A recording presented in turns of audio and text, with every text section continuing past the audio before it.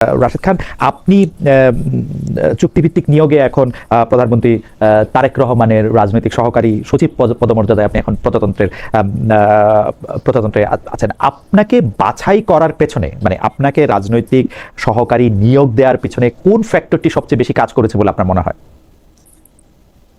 সবাইকে সালাম এবং শুভেচ্ছা। দেখেন, 2022 সাল থেকে গণ অধিকার পরিষদ বিএনপির সাথে যুগপৎ আন্দোলনে সম্পৃক্ত ছিল। আমি সেই সময় গণ অধিকার পরিষদের সাধারণ সম্পাদকের দায়িত্ব পালন করেছি। নির্বাচনের আগে আমি বিএনপিতে জয়েন করে আমি নির্বাচন করেছি এবং আমি পরবর্তীতেও নির্বাচনের পরে আমি বিএনপি করেছি।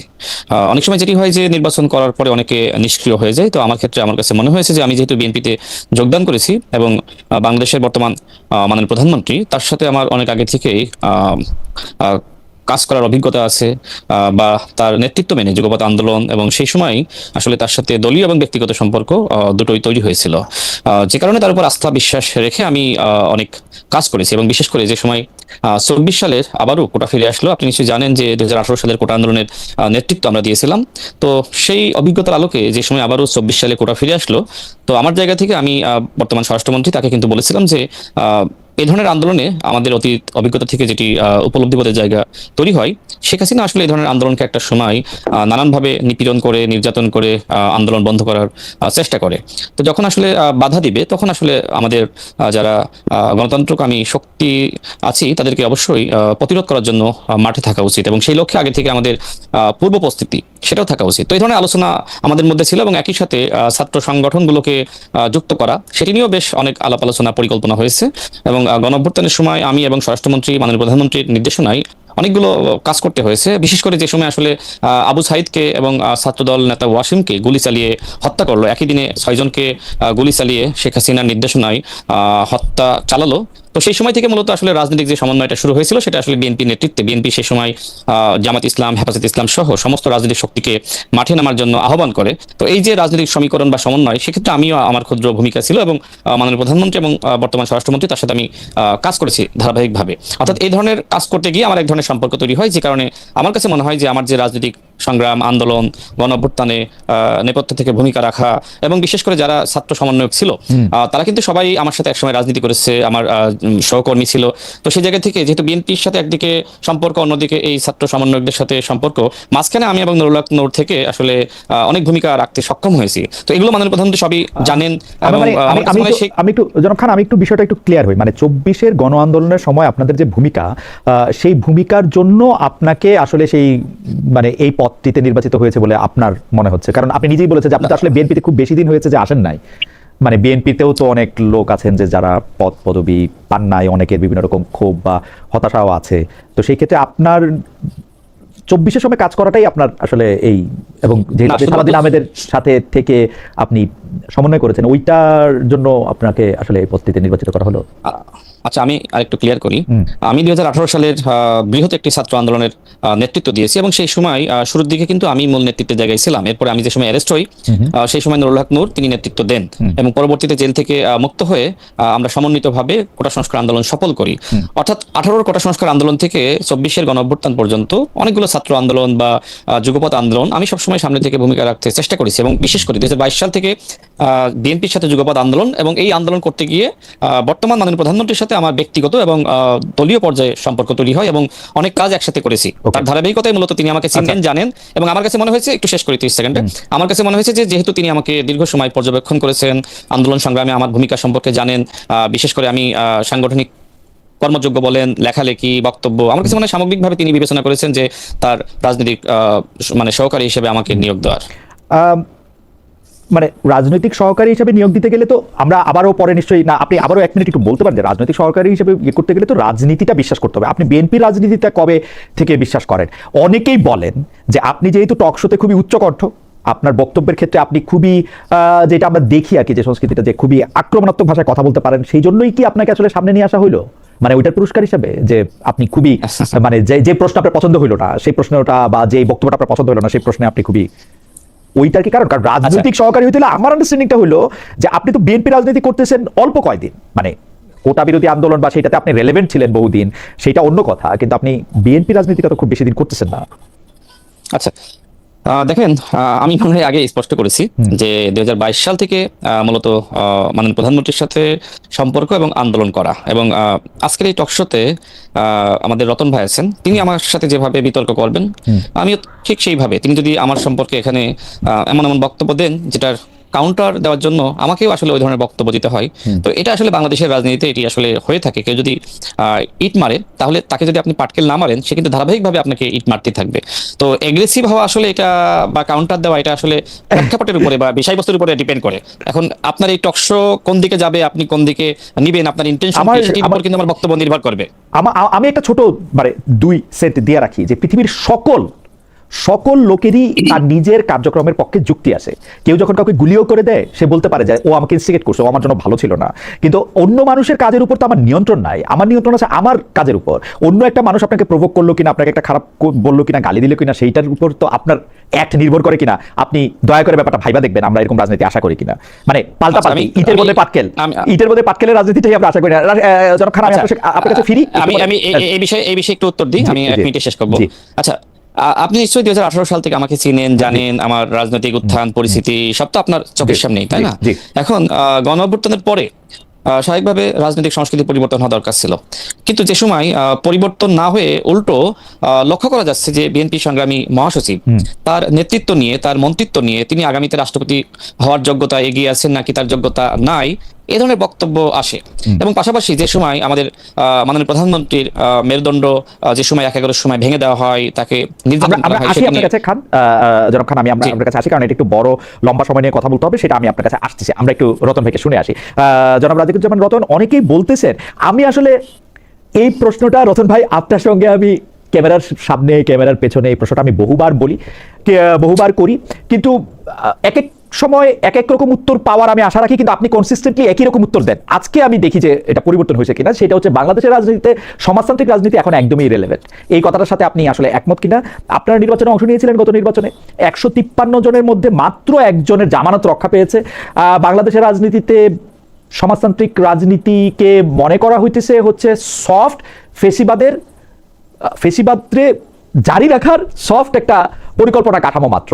যদিও আমি সাক্ষ্য দিতে পারি যে আপনারা 10 বছর, 12 বছর, 15 বছর এই শেখ হাসিনার পুরো শাসনামলটা ধরে, তার প্রত্যেকটা কাজ ধরে, তার প্রত্যেকটা অন্যায় ধরে আপনারা কথা বলেছেন, মানুষকে সংহত করতে চেষ্টা করেছেন, কিন্তু কেউ আপনাদের কথা শোনে নাই। প্রবলেমটা কোন জায়গায়, সেটা যদি একটু আপনারা বলেন, নাকি আপনারা আড়ালে একটু, যেটাকে বলা হচ্ছে একটু সফট হয়ে এই ক্ষমতার সম্মতিটাই আপনারা উৎপাদন করতে চেয়েছেন কিছুটা বিরোধিতার আড়ালে? ধন্যবাদ। এই ধরনের প্রশ্ন আমরা খুব প্রত্যাশা করি, কারণ এই প্রশ্নের মধ্য দিয়ে রাজনীতিটাকে পরিষ্কার করা যায়। যেমন আমাদের রাজনীতিটা কি, ক্ষমতা কাঠামোকে প্রশ্ন করা। আমাদের রাজনীতি, আমরা যখন সমাজতন্ত্রের কথা বলি, তার মানে আমরা পুঁজিবাদের বিপরীতে একটা ব্যবস্থা প্রতিষ্ঠা করতে চাই। পুঁজিবাদে বলে there is no free lunch, টাকা ছাড়া কিচ্ছু হবে না। আর আমরা বলবো সবকিছুর একটা সামাজিক দায়বদ্ধতা লাগবে। ওরা বলবে টাকা দাও তো শিক্ষা নাও, টাকা নাই তো কিচ্ছু নাই। আমরা বলতে, মানুষ যে ট্যাক্স দেয়, সেই ট্যাক্সের টাকার সর্বোত্তম ব্যবহার কি হবে না? এদেশের শ্রমজীবী মানুষ, তারা সম্পদ তৈরি করে, তার মালিকানা কি তারা পাবে না? সম্পদ তৈরি করবে সবাই মিলে, আর ভোগ করবে পুষ্টিমীয় কয়েকজন মানুষ। এইটাই কি চলতে থাকবে? ফলে এই যে রাজনীতিটা, এর উপর দাঁড়িয়েই কিন্তু আমাদের সমস্ত পথ চলা। যে কারণে দেখুন, এরশাদ যখন ক্ষমতায় এলো, তারপরে এরশাদ চেষ্টা করেছিল একটা নির্বাচনের মধ্যে দিয়ে সম্মতি উৎপাদন করতে। আপনারা জানেন যে সেই সময় কিন্তু 86 সালে আমাদের দল বাসদ, তখন আমরা শক্তি খুব বেশি না, কিন্তু আমরা বলেছিলাম স্বৈরাচারের অধীনে কোনো নির্বাচন নয়, there is no election under autocracy. এবং আমরা সে কারণে এরশাদের অধীনে কোনো নির্বাচনে যাইনি, 86 নির্বাচনে যাই নাই, 88 নির্বাচনে যাই নাই। আমাদেরকে অনেকে বলতে পারতো, আপনারা নির্বাচন করলে কি বা করতে পারতেন? আমরা কি করতে পারতাম সেটা আরেকটা প্রশ্ন। জনগণ আমাদেরকে ভোট দেবেন কি দেবেন না সেটা জনগণের বিষয়, কিন্তু আমরা জনগণকে কোন বক্তব্যটা থেকে ধাবিত করবো, জনগণের কাছে কোন যুক্তিটা নিয়ে যাব, সেটা কি আমরা বলবো না? আচ্ছা, তারপরে ধরুন আবার এই যে যখন এইবারের এই মুভমেন্টের কথা যদি বলি, 2008-এর পরে 2013-র পর থেকে যে পরিস্থিতিটা তৈরি হলো, 2014-র ইলেকশন কিন্তু আমরা বর্জন করলাম। আমাদের বর্জন করাতে আবার এই প্রশ্ন আসতে পারে যে বাসদের বর্জন করাতে কি আসে যায়, কিন্তু আমরা কিন্তু সেদিন বলেছিলাম যে এই নির্বাচনে আমরা যেতে পারি না। তারপরে ধরুন আবার যখন 2018-তে দিনের ভোট রাতে হলো, তখন কিন্তু প্রথম 30শে ডিসেম্বর নির্বাচন হয়েছে। আমরা 2রা জানুয়ারি প্রেস ক্লাবে আমরা সারা দেশের প্রতিনিধি যারা নির্বাচনে দাঁড়িয়েছিলেন তাদেরকে নিয়ে সাক্ষ্য দিয়ে প্রমাণ করেছি ভোটটা রাতে হয়েছে। এরপরে যে কথাটা চালু হলো না, দিনের ভোট রাতে হয়েছে, এটা কিন্তু প্রথম এটা দাঁড় করিয়েছিলাম আমরা বাম গণতান্ত্রিক জোট। আচ্ছা, তারপরে 24-এর নির্বাচনে আমাদের এই বক্তব্যটা কিন্তু সারা দেশে চালু হয়ে গেল। সেটা কি, এই নির্বাচনটা কেমন হচ্ছে, যে আমি ডামির নির্বাচন। এই যে আমি ডামি, এই কথাটা প্রথম আমাদের পত্রিকা ভ্যানগার্ডে আমরা উল্লেখ করলাম, যে এটা কি নির্বাচন হলো নাকি আমি ডামির নির্বাচন হলো। ফলে এইটা এখন উচ্চ কণ্ঠে কথা বললে তিনি খুব সংগ্রামী, যুক্তি দিয়ে কথা বললে তিনি খুবই একটু না, নরম কিন্তু স্বর রতন পাবেন। ভাই, আমাদের দেশে এরকম রতন ভাই, প্রবণতা আপনার সাথে আছে। এই উচ্চ কণ্ঠ মানে বা সাবেক কণ্ঠ নিয়ে আমার একটু কথা আছে, যে আপনি ক্ষমতা কাঠামোকে প্রশ্ন করার প্রসঙ্গে বলতেছিলেন, আমি বক্তব্য অপেক্ষা দৃষ্টান্ত সবসময় ভালো। আপনারা বলতেছেন যে আপনারা 86 সালের নির্বাচনে যান নাই, 2014 নির্বাচন যান নাই, 2018 নিয়ে আপনি কি বলছেন, এটা সত্য কথা। কিন্তু বাংলাদেশের রাজনীতিতে ক্ষমতা কাঠামোকে প্রশ্ন করার বেশিরভাগ মানে পথ দেখানো আপনাদের কাছ থেকে আসছে। কিন্তু আমরা কি দেখি, আপনারা আসলে হয়তো নির্বাচনে অংশগ্রহণ করলেন না, কিন্তু যারা মানে আপনাদের নেতৃত্ব দিয়েছে তারা খুব সহজে এরশাদের পাশে গিয়ে বা নিচে গিয়ে পায়ের কাছে গিয়ে বসে পড়লো। শেখ হাসিনা একবার গর্ব করে বলেছিলেন, আপনার মনে থাকবে রতন ভাই, বাম তো সব পচাগুলি বাইরে রয়ে গেছে, ভালোগুলিকে সবগুলিকে আমি নিয়ে আসছি। আমরা বেগম জিয়াকেও দেখছি বাম যেগুলি ভালো সেগুলিকে উনি নিয়ে আসতে, পচাগুলিকে বাইরে রেখে দিতে। আমরা জনগণের পক্ষ থেকে আমরা কি দেখবো, জিনিসটা আমাদের মানে আমাদের রিডিংটা কি হবে? জনগণের রিডিংটা এটাই দেখুন যে সাফল্য এবং মর্যাদা দুটো হাত ধরাধরি করে চলে না, অনেক সময় হাতাহাতি করে। যেমন ধরুন শেখ হাসিনা যখন বললেন আমি পাকা বামগুলোকে নিয়ে এসেছি, আমরা বললাম যে ঠিকই, আপনি পাকাগুলো নিয়ে তাদেরকে পচিয়ে ফেললেন। তারপরে যদি বলি বিএনপির সঙ্গে বামদের অনেকে আছে, তারা কিন্তু বাম পরিচয়ে নেই, তারা আছে বিএনপি পরিচয়, তারা এখন আর বাম নেই। হ্যাঁ, এরশাদের সঙ্গে যে বাম গিয়েছিল সে বাম থাকে। বামদের সম্পর্কে আমাদের সাধারণ লোকজনের ধারণা, রতন ভাই প্লিজ এটা পার্সোনালি নেবেন না, বামরা শুধুমাত্র একটা অফারের অপেক্ষায় থাকে, যে অফারটা তার পছন্দ হয়, দ্যাটস ইট। বর্তমান জামাত ইসলামের প্রধান বাম দল করতেন এক সময়। না, এটা কিন্তু খেয়াল করে দেখুন, জামাত ইসলামের উনি যে বাম দল করতেন, বিএনপির মহাসচিব বাম দল করতেন এক সময়। ওটা কিন্তু তারা অফারের জন্য যান নাই, ওটা তারা দৃষ্টিভঙ্গির জন্য গিয়েছে, তারা ওই দৃষ্টিভঙ্গিটাই ধারণ করে। আমরা অন্তত কোনো মানুষকে এইভাবে এত ছোট ভাবে অপমান করতে চাই না। আমরা মনে করি তার রাজনৈতিক দৃষ্টিভঙ্গিটাই পাল্টে গেছে। তিনি মনে করেন যে এই বামপন্থীদের দ্বারা হবে না, চলে গেছে। এটা ভালো কথা বলছেন, I do agree with you যে আমরা কাউকে পাল্টাতে পারে, কোনো রাজনৈতিক দলকেই আমরা অপমান করি না, আমরা তার সঙ্গে যুক্তি করি। কোনো রাজনৈতিক ব্যক্তিকেও আমরা না, এটা আপনার কাছে শিখলাম, রাজনৈতিক দৃষ্টিভঙ্গি পাল্টা যেতে পারে, ইটস ফাইন, রাজনৈতিক দৃষ্টিভঙ্গি পাল্টা যেতে পারে। তো আমরা তাহলে পরের কথা আসি, যে আপনি ওই 2024 সাল পর্যন্ত আপনি বলতেছিলেন, এবার আমরা ইলেকশনে আসি। আমি আপনার কথার সাথে একমত রতন ভাই, আমি আমার কথা কারেক্ট মাইসেলফ, যে মানে এটা একটা অফার নাও হতে পারে, তার দৃষ্টিভঙ্গি পাল্টা যেতে পারে। আম লাইক ফাইন উইথ ইট, কারণ বিএনপির মির্জা ফখরুল আলমগীর বা জামাত ইসলামী শফিকুর রহমান সাহেবের দৃষ্টিভঙ্গি পাল্টাইতেই পারে, আওয়ামী লীগের মতিয়া চৌধুরী যিনি ছিলেন তার দৃষ্টিভঙ্গি পাল্টাইতেই পারে। আমি আপনার সাথে একমত। আপনি 2024 সালের নির্বাচন পরবর্তী বা 2024 সালের নির্বাচন পরবর্তী আপনারা যে নির্বাচন অংশগ্রহণ করলেন 153 জন প্রার্থীর কথা আমি বলছিলাম, সেই সময়টার প্রেক্ষাপটে একটু বলেন জনগণের কাছ থেকে। আমরা কিন্তু একদম দীর্ঘদিন ধরে বলছি যে বাংলাদেশের নির্বাচনটা 3টা এম দ্বারা পরিচালিত হচ্ছে। একটা কি মানি, একটা হলো মাসল, একটা হলো ম্যানিপুলেশন। তো যে কারণে আমাদের এখানে যখন অন্তর্বর্তীকালীন সরকার বা তত্ত্বাবধায়ক সরকারের নির্বাচন হয়, তখন দেখা যায় সেই নির্বাচনটা আপাত নিরপেক্ষ হয়, কারণ তখন ম্যানিপুলেশনটা অনেক ক্ষেত্রে একটু নিয়ন্ত্রিত থাকে। তো এই মানি এবং মাসল পাওয়ার, এই দুটোর কিন্তু একটা দারুণ প্রভাব আছে। তার সঙ্গে আছে কখনো আঞ্চলিকতার প্রভাব, এবং কখনো কখনো আছে যে আচ্ছা উনি মানুষ ভালো, কিন্তু ওনাকে ভোট দিলে উনি যদি একা যেতেনও, ওনারা তো আর সরকার গঠন করে কিছু করতে পারবেন না। অনেক সময় মানুষ একটা ভালো মানুষকেও এই কারণে কিন্তু ভোট দেয় না, তারা মনে করে তিনি মানুষ ভালো, তিনি সংগ্রামী মানুষ, তিনি সবসময় আমাদের পাশে থাকেন। কিন্তু নির্বাচনটা অন্যভাবে আমাদের দেখতে হবে। নির্বাচনে যে টাকার খেলা হয় এবং তার সবার আগে যে নৈতিক অধঃপতনটা হয়, এটার প্রথম ধাক্কাটা আসে যখন হলফনামাটা আমরা দিতে দেখি। হলফনামায় সবাই হলফ করে তার সম্পত্তির পরিমাণটা এমন দেখান যে তার আত্মীয় স্বজন কিংবা সন্তান সন্ততিরও বলবে যে আপনারা তো এটা বাবা বা ভাই, আপনি তো ঠিক তথ্য দেননি। কেউ যদি বলে তার 10 ভরি সোনা আছে, তার বাজার মূল্য হচ্ছে 1 লাখ টাকা, এবং এটা হলফনামায় লেখেন, এটা নিয়ে কি কোনো লজ্জা হয় না? তাহলে এইরকম কিন্তু এটাই মনে করে রাজনীতিবিদদের একটু এটা তার সুযোগ আছে, সে ক্রয় মূল্যের উপর লিখতে পারে। কিন্তু ক্রয় মূল্য দিয়ে লিখবে না। রতন ভাই যখন হলফনামা দিব, রতন ভাই ভালো মানুষের হলফনামায় তো আমাকে হলফ করে বলতে হবে যে এই সময় আমার হাতে সম্পত্তি কত আছে। আমি যখন ইনকাম ট্যাক্স দেই, তখন কি আমার ওই আগের বাজার মূল্য দিয়ে ইনকাম ট্যাক্স দেই না বর্তমান বাজার মূল্য? না, কিন্তু রতন ভাই ভালো মানুষদেরকে এই কথা কিন্তু আসলে ঠিক আছে যে অনেক সময় ভালো মানুষদের আমরা ভোট দিই না, কিন্তু আমরা তো 2000 আপনি যে মানি মাসল ম্যানিপুলেশনের কথা বললেন, 2026 যে ইলেকশন আছে সেই ইলেকশনের মধ্যে একটা নিরপেক্ষ অন্তর্বর্তীকালীন সরকার ক্ষমতায় ছিল, এবং আমরা কিন্তু দেখছি, আমি যদি দুইটা উদাহরণ ধরি, যে ব্যারিস্টার রুবিন ফারহানা পাশ করে আসেন ব্রাহ্মণবাড়িয়া থেকে, যেইখানে তার আগের দলের লোক ছিল, সেইখানকার বড় ক্যান্ডিডেট ছিল, অনেক বেশি পুরুষতান্ত্রিক একটা সমাজ ছিল। আমি যদি হান্নান মাসুদের কথা ধরি, সন্দীপের হাতিয়া থেকে, এবং হান্নান মাসুদের অর্থনৈতিক অবস্থা মানে খুব যে মানে অনেক মানি, অনেক মাসল, অনেক কিছু ছিল, ব্যাপারগুলি তো এরকম না নতুন দল থেকে। আপনি এটাকে কি বলবেন রতন ভাই? আপনারাই তো জনগণের কাছে আমি আপনার পরের কথাটা মেনে নিলাম, জনগণকে যেভাবে উইন করা দরকার সেটা আমরা পাইনি, সেটা আমাদের ব্যর্থতা। কিন্তু যে দুটো উদাহরণ দিলেন, সেই দুটো উদাহরণ কিন্তু দুই ধরনের। রুমিন ফারহানাকে মানুষ দেখেছে কিন্তু 10 বছর 12 বছর ধরে কিভাবে তিনি একটা স্ট্রাগল করে এসেছেন। হ্যাঁ, স্ট্রাগলিং ক্যারেক্টারের প্রতি যেমন মানুষের একটা ইয়ে থাকে, কিন্তু স্ট্রাগলিং ক্যারেক্টারের সঙ্গে তার পিছনে একটা বিরাট দলের সমর্থন ছিল, সেটা বিএনপি। সেই বিএনপি যখন তাকে নমিনেশন দেয়নি, তখন মানুষ মনে হচ্ছে তার প্রতি ইনজাস্টিস হয়েছে। ফলে মানুষ কখনো কখনো একটা বড় দলের মধ্যেও যদি ইন্ডাস্ট্রি অনেক সময় দেখে না বিদ্রোহী প্রার্থী জিতে যায়, তো অনেক সময় রুমেন ফারহানের ক্ষেত্রে কিন্তু এই বিরাট একটা সিম্পেথি কাজ করেছে। তার 10-12 বছর ধরে কন্টিনিউয়াস তার যে স্ট্রাগলটা ছিল সেটার একটা রিকগনিশন মানুষ দিয়েছে।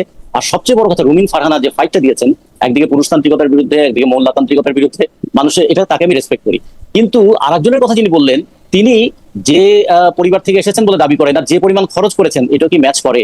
না, কেউ মানে এটাও খেয়াল করতে কেউ হবে কিন্তু কি তাকে একটা টাকা কি একটা কেউ তো তাকে টাকা দিতে পারে গোপনে, ক্রাউড ফান্ডিং হতে পারে, এইটাই তো তার বড় কথা। বন্ধু বান্ধব টাকাটা কোথা থেকে এলো, টাকাটা কোথা থেকে এলো সেটা একটা বিষয়, কিন্তু সেটা কি তিনি হলফনামায় উল্লেখ করেছেন না, যে তিনি এই টাকাটা অন্য জায়গা থেকে পেয়েছেন? না, কিন্তু কিন্তু রতন বলে ভাই, আমরা যদি বলি কিন্তু রতন যে ভাই, আমরা যদি বলি যে মানুষের কাছে টাকার কিন্তু- ব্যবহার, জি, হাতিয়ার মানুষের কাছে কিন্তু হান্নান মাসুদের একটা মানে কি বলবো এটাকে, আমি জনপ্রিয়তাও আসে, সেটা তো অস্বীকার করার মতো না। আমি এখানে যদি একটু বলি আপনাকে, দেখুন হাতিয়ার মানুষের কাছে কিন্তু কিংবা সন্দীপের মানুষের কাছে দীপবন্ধু মোস্তাফিজ সাহেবের নাম আপনি জানেন? রাইট, জানি, রূপালী নিশ্চয়ই রূপালী জানেন। রূপালী রূপালী ইন্স্যুরেন্স, হ্যাঁ, রূপালী। কিন্তু সেই মানুষটা একদিকে ব্যাংকের টাকা কত তছনছ করে ফেললো, কিন্তু সেই মানুষটা কিন্তু আবার সন্দীপের কাছে দীপবন্ধু হিসেবে পরিচিত ছিল। তাহলে মানুষ কখনো কখনো আঞ্চলিক এরকম একটা প্রবণতা থাকে যে আমাদের ছেলে, আমাদের এটা থাকে, এটা আমি দোষের মনে করবো না।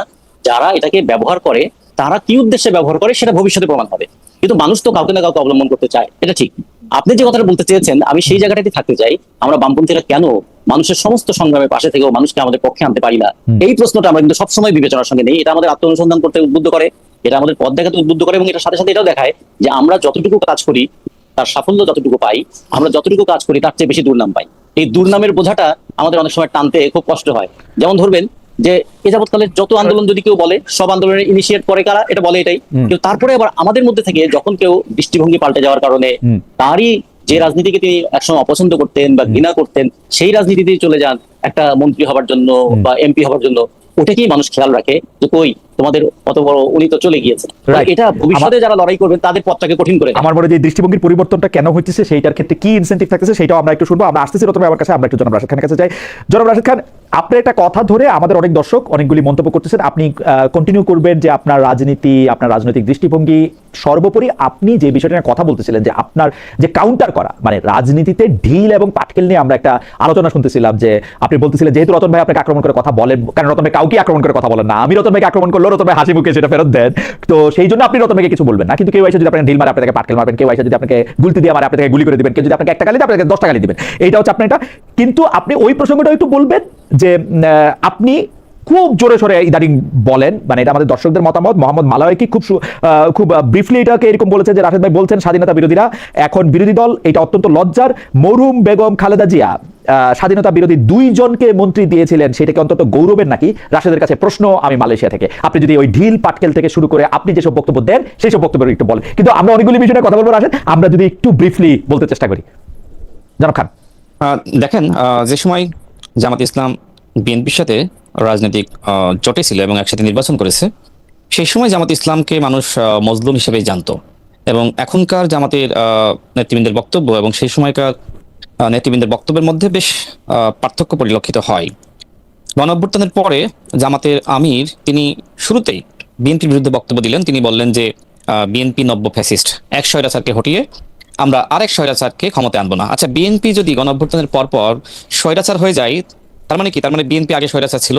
আমার প্রশ্ন হলো, জামাত ইসলাম বিএনপিকে যদি স্বৈরাচার মনে করে তাহলে বিএনপির সাথে কেন জোট করেছিল এবং কেন এইভাবে আসলে মন্ত্রিত্বের ভাগাভাগি বা সরকারের ভাগাভাগি করেছিল?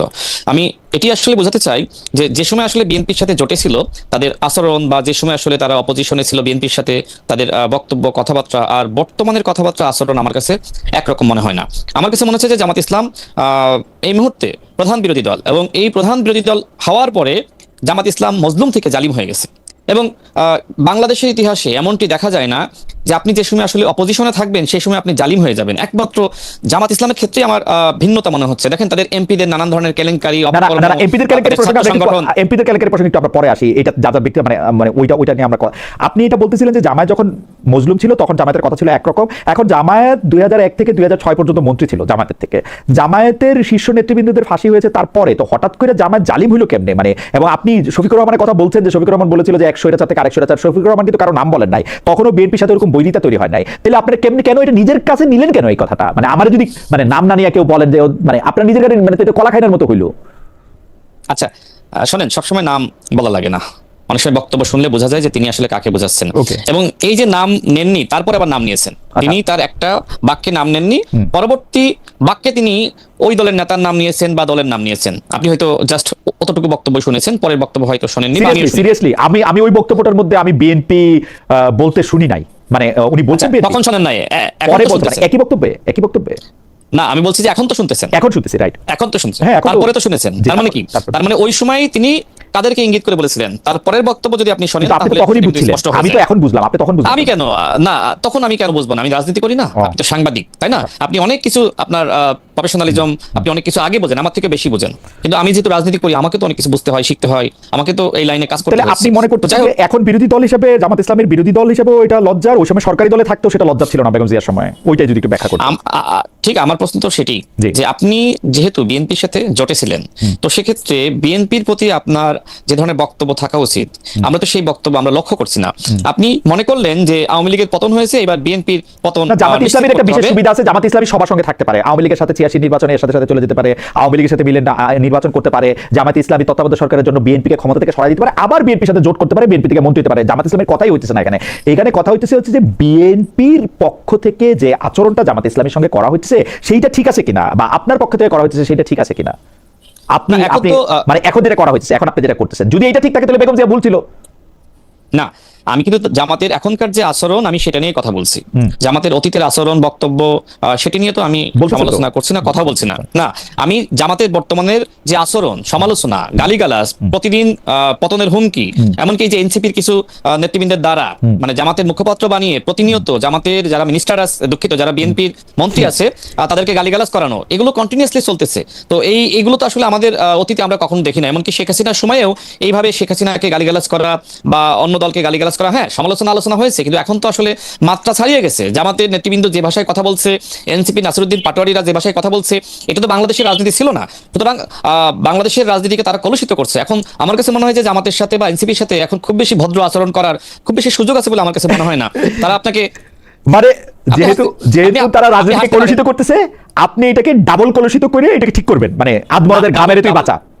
না, ডাবল কলুষিত না। দেখেন, তারা এই ধরনের বক্তব্য আচরণের মাধ্যমে তারা আসলে রাজনৈতিক ভারসাম্যহীনতা সৃষ্টি করতেছে। এখন তারা মনে করতেছে যে আমরা যে ভাষায় বক্তব্য দিচ্ছি, হয়তো আমাদের এই ভাষার বক্তব্য বা আমাদেরকে কাউন্টার করার কেউ নাই, তারা লাগাতার বলতেই আছে। যেমন আমাদের মাননীয় প্রধানমন্ত্রীকে নিয়ে তিনি কটাক্ষ করলেন, এরপরে তার কন্যাকে নিয়ে, এমনকি তার সহধর্মীকে নিয়ে, এমনকি শহীদ প্রেসিডেন্ট জিয়াউর রহমানকে নিয়ে, কিচ্ছু হয় না এসব একের পর এক কটাক্ষ করলে, সমালোচনা। কিচ্ছু হয় না এসব কটাক্ষ করলে, এটা না, যদি কিচ্ছু যা হয় যায় না, কটাক্ষ, এটা কিচ্ছু হয় না, এমন কিছু হয় না যে বক্তব্য আচ্ছা, মানে আমি আপনি কটাক্ষ করতেছেন, আচ্ছা, আপনি আমার আচ্ছা, আমি কটাক্ষ আপনাকে করেন, বলি। আপনি আমার কটাক্ষ আচ্ছা, আমি করেন, আপনাকে বলি, আপনি আমার আপনি কটাক্ষ আপনার করেন, কোনো একটা অসুবিধা নেই। প্রোগ্রামে, আপনি আপনার একটা প্রোগ্রামে সম্ভবত আপনি আওয়ামী লীগের কোনো নেতাকে আনতে চেয়েছিলেন। তো সেই সময় আমার স্পষ্ট মনে নাই আওয়ামী লীগের কোনো নেতাকে বা শেখ হাসিনাকে আপনি কিছু প্রশ্ন করতে চেয়েছিলেন। না, আমি এরপর বলছিলাম যে আপনার আমি নিয়ে সেখানে বাংলাদেশে ইন্টারভিউ করতে চাই, হ্যাঁ। এক্স্যাক্টলি, এরপরে বাংলাদেশে আপনাকে নিয়ে অনেক সমালোচনা হয়, আপনাকে গালি দেয়, এরপরে কিন্তু আপনি সেটা করেন নাই। কোনটা করি নাই? শেখ হাসিনা ইন্টারভিউ দিলে এখনো আপনি- করবো? না, আপনি একটা পোস্ট করেছিলেন, আমার যতটুকু মনে আছে। আমি কোনো পোস্ট আপনি করি নাই, কিন্তু আমার কোনো সোশ্যাল মিডিয়ায় পোস্ট নাই। আমি বলি, আমি ঢাকা ইউনিভার্সিটিতে একটা বক্তৃতা দিতে গেছিলাম, সেই বক্তৃতার মধ্যে একজনের প্রশ্নের জবাবে আমি বলছি, আমি যদি আইন আমার ভাঙতে হয় তাইলে আমি শেখ হাসিনাকে ইন্টারভিউ করে সেই আইন ভাঙতে চাই, এই আইন ভাঙতে আমি সাদ্দামের ইন্টারভিউ করে সেই আইন ভাঙতে চাই না। দ্যাট ওয়াজ আমি সেটাই বলছি। এরপরে আচ্ছা, আমি আর আমি কোনো সেটাই ইন্টারভিউ বলছি। করি নাই। আমাকে যদি শেখ হাসিনা না, এখন আমি ইন্টারভিউ বলছি- দেন, আমি এখন ইন্টারভিউ করব। না, আমি বলছি যে আপনার যদি মানে সমালোচনা বলেন, আলোচনা বলেন, বা যেভাবে গালিগালাজ করছিল, সেটি না করলে কি আপনি আপনার অবস্থান থেকে সরে যেতেন? আমি কি আমার অবস্থান থেকে সরে গেছি? আমি তারপরের আমার দিন কাছে আবার মনে বলছি, হচ্ছে- তারপরের দিন আবার বলছি, চেক ইট ব্যাক, আমি তারপর দিন আবার বলছি যে আমি শেখ হাসিনা ইন্টারভিউ এখনো নিতে চাই, এখনো বলতেছি, এবং এই পৃথিবীতে না, আমি- এমন আমি- কোনো সাংবাদিক নাই যে শেখ হাসিনা ইন্টারভিউ নিতে চাইবে না এখন। ঠিক ঠিক আপনার সেই বক্তব্যই আমি বলছি যে আপনার সেই সময় সমালোচনা হয়েছিল। আমার যতটুকু মনে আছে যে আপনি এর পরবর্তীতে আপনার অবস্থানটা আপনি পরিষ্কার করেছিলেন, বা কেন এই কথা, বা আমার কাছে মনে হয় এখনো তো তাই বললাম, আমি এখনো তো তাই বললাম। আমার হয় কি, মানে ঘটনা হচ্ছে কিন্তু যে- আপনি করেননি, কিন্তু আপনি এই রিস্কটা নেননি। কি রিস্ক? আমি তো এখনো বলতেছি শেখ হাসিনা ইন্টারভিউ করলে এখনো ইন্টারভিউ করব। আমি 2 সপ্তাহ আচ্ছা। পরে বাংলাদেশে আসবো রে ভাই, শেখ হাসিনা ইন্টারভিউ যে করবো, এইটা বইলা আমি আবারও বলতেছি আমি শেখ হাসিনা ইন্টারভিউ করবো, আর আমার জেল দিয়ে দেন, শোনেন, না, জেল দেওয়ার প্রসঙ্গ অথবা মাফ করেন। আমাকে যে প্রশ্ন করলেন, হ্যাঁ। আপনার বিষয়ে ওই সময় যেটি হয়েছিল, আমিও তো দেখেছি, যে কারণে আমি ওই প্রসঙ্গটা আনলাম, যে দেখেন বাংলাদেশে যেটি হয়, কন্টিনিউয়াসলি নাসিরউদ্দিন পাটোয়ারিরা বলেন বা অন্যান্য নেতৃবৃন্দ বলেন, তারা কন্টিনিউয়াসলি বিএনপিকে নানান ভাষায় গালিগালাজ করছে, কটাক্ষ করছে। সেই জায়গা থেকে তারা যে ভাষায় কথা বলছে, আমরা তো ওইটার যৌক্তিক ব্যাখ্যা দিচ্ছি যে তারা আসলে এইভাবে রাজনীতিকে আসলে নষ্ট করতেছে, নোংরামি করতেছে। ফেয়ার এনাফ, আপনার এটা পজিশন হতে পারে, কিন্তু আমরা মনে করি যে একটা জায়গার থেকে যেটাকে আপনি কলুষিত বলতেছেন, সেই কলুষিত জবাব যদি আপনি কলুষ দিয়েই দেন, এটা দূর হবে কিনা সেটা ভাইবা। না, এটা তো কাউন্টার কাউন্টার দিয়ে, আমি তো এটা পাল্টা ব্যাখ্যা দিয়ে, যেমন আমি হ্যাঁ, যেমন দেখেন যে সময় আসলে বিএনপি সম্পর্কে জামাত ইসলাম নানান ধরনের মানে বক্তব্য দিচ্ছে, যেমন বিএনপি নাকি জুলাই জাতীয় সনদ নিয়ে গণভোট নিয়ে প্রতারণা করছে, এবং এই বক্তব্য দিতে গিয়ে তারা বিএনপিকে আবার গণভোটের হুমকি দিচ্ছে, নানান ধরনের কথাবার্তা বলছে, একদিনে পতন ঘটিয়ে দিবে, 7 দিনে পতন ঘটিয়ে দিবে, 16 দিনে পতন ঘটিয়ে দিবে, এই বক্তব্যগুলো আপনিও শুনেছেন। তো সেই জায়গায় জামাত ইসলামের যে মুনাফিকি, প্রতারণা, ভণ্ডামি, সেগুলো আমরা মানুষের সামনে স্পষ্ট করছি যে যেখানে জুলাই জাতীয় সনদ নিয়ে অন্তর্বর্তীকালীন সরকার প্রতারণা করলো, গণভোটের অধ্যাদেশ নিয়ে অন্তর্বর্তীকালীন সরকার প্রতারণা করলো, এবং সেটা ব্যাখ্যা সহিত যে এই জায়গায় ডক্টর মোহাম্মদ ইউনূস প্রতারণা করেছে, এই জায়গায় অন্তর্বর্তীকালীন সরকার প্রতারণা করেছে, ব্যাখ্যা চাইলে আপনি দিতেই পারেন। সেই ব্যাখ্যাই তো, সেই ব্যাখ্যা যদি না, সেই ব্যাখ্যা আমি আপনাকে বলি, যেমন নিউজ 24 এর একটা টক শোতে আমাকে লাগাতার barrister Shahriar Kabir royal agent বলছে 3 মিনিট ধরে, আমি কিন্তু হাসতেছি, আমি মানে তাকে বোঝানোর চেষ্টা করতেছি, তো তিনি কন্টিনিউয়াসলি কিন্তু আমাকে রয়্যাল এজেন্ট বলেই যাচ্ছেন, যেখানে বাংলাদেশে নরেন্দ্র মোদীর আগমন বিরোধী আন্দোলন নুরুল হক নূর আমরা করেছিলাম, এবং সেই সময় আমার নামে 3টা মামলা হয়। এরপরে যদি ওই ব্যক্তি আমাকে বারবার রয়্যাল এজেন্ট বলেন, হ্যাঁ আমরা ভারতের কাছ থেকে টাকা খেয়েছি, আওয়ামী লীগের কাছ থেকে টাকা খেয়েছি, তখন তো স্বাভাবিকভাবে আমি কত সময় নিজেকে কন্ট্রোল করবো, তখন আমি তাকে কিন্তু কাউন্টার দিয়েছি, এবং আমাকে তখন আমার যে শারীরিক ভাষা ব্যবহার করে কাউন্টার দিয়েছেন সেটা খুব ডিসেন্ট হয়েছে না, শারীরিক ভাষা না, তিনি আমাকে আমি দেখতেছিলাম যে আপনি আঙ্গুল তুলে তুলে কথা বলতেছেন। আমি বলতেছি না, উনি তো থামতেছে না, উনি আমাকে রয়্যাল এজেন্ট বলতেছে, তখন আমি তাকে বলছি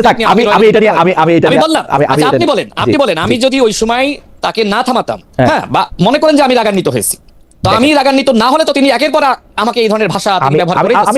আমি ঠিক জানি না, কারণ আপনি একজন রাজনীতিবিদ, আমি একজন সাংবাদিক, আমি আসলে আপনার ব্যাপারটা আমি বুঝতে পারবো না কখনো, যে মানে আমার আসলে না, এটা বুঝতে পারবেন না, যেমন এটা আমি বুঝতে পারবো না, যেমন রাজনীতি করলেই বুঝতে পারবো। যেমন ধরেন আপনাকে আমি যখন বললাম যে আমাকে কটাক্ষ করেন, তখন আপনি আরেকটা প্রসঙ্গের কথা বললেন, যাই হোক সেইটার একরকম, কিন্তু আমাদের একজন দর্শক কি বলতেছে আপনি দেখেন, উনি আমাকে বলতেছেন যে খালেদ ভাই আপনাকে কটাক্ষ করা কিছু নাই, আপনি মিড লেভেলের একজন ইউটিউব সাংবাদিক ভাই, আপাতত আপনাকে মাঝে মধ্যে দেখলে মনে হয় এটা পডকাস্ট যেখানে ক্যাজুয়াল আলাপ হচ্ছে, রাজনৈতিক নেতাদের সিনিয়র ভাই বলে তেল দেন। ফেয়ার এনাফ, এটা ওনার মনে হয়েছে, কারণ আমি কোনো গুরুত্বপূর্ণ লোক না, আমাকে কটাক্ষ করারও কিছু নাই, সেজন্য আমি হয়তো বুঝতে পারবো না যে আপনাকে কটাক্ষ করলে